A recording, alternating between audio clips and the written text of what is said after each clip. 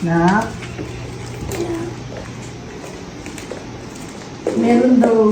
meron daw iti-text sa atin. Pero, di ko pa tinitingnan tong ano.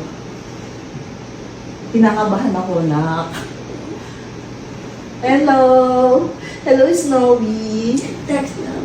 Oo daw, hindi ko pa binubuksan. Open mo nga yung ano.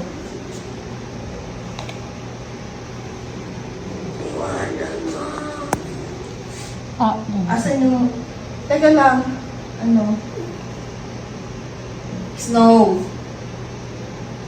Sabihin natin, buksan tayo kung sino nanalo.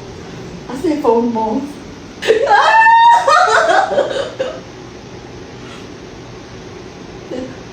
Wow! Ay, tumipek sa akin. O, sino nanalo? Ikaw.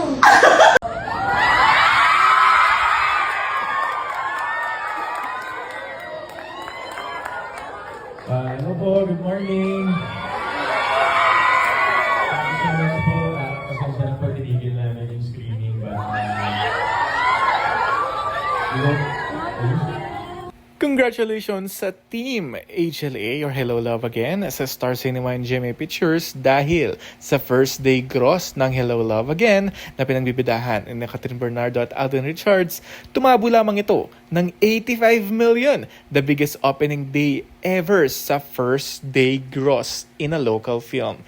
Ito ay base sa pinost o article ng ABS-CBN News at kitang-kita naman at makikita sa mga pinipilahang sinehan sold out halos ang first day pa lang ng Hello Love Again. Kaya wag na magpahuli dahil siguradong worth it ang paghihintay natin, lalong-lalo na sa mga fans ng Cat Den. Ito na, now showing Hello Love Again.